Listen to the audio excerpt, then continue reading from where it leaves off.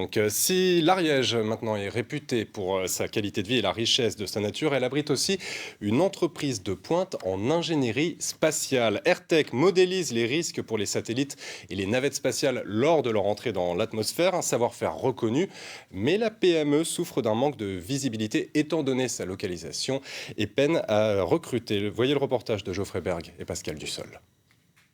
Dans cette entreprise ariégeoise, les employés ont pour mission d'évaluer les risques de surchauffe et d'usure des satellites et des navettes spatiales. Car en entrant dans l'atmosphère, leur température peut atteindre les 15 000 degrés. Voici un morceau de panneau solaire qu'on utilise pour réaliser des expériences en soufflerie pour pouvoir simuler sa rentrée atmosphérique. Les calculs effectués lors de ces expériences permettent d'analyser le comportement thermique et aérodynamique des engins spatiaux pour en optimiser la forme et le choix des matériaux.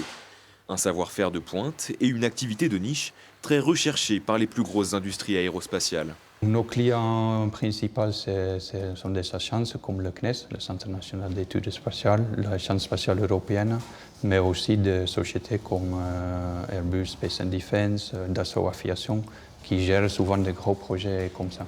Créée en 2000, la PME, qui produit aussi des logiciels de robotique, grandit d'année en année, mais peine à embaucher.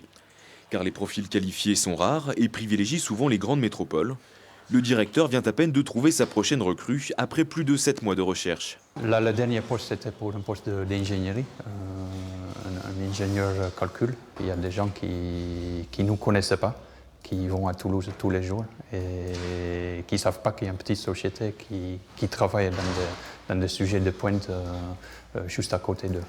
La société espère voir de nouveaux talents s'implanter dans la région pour continuer à se développer.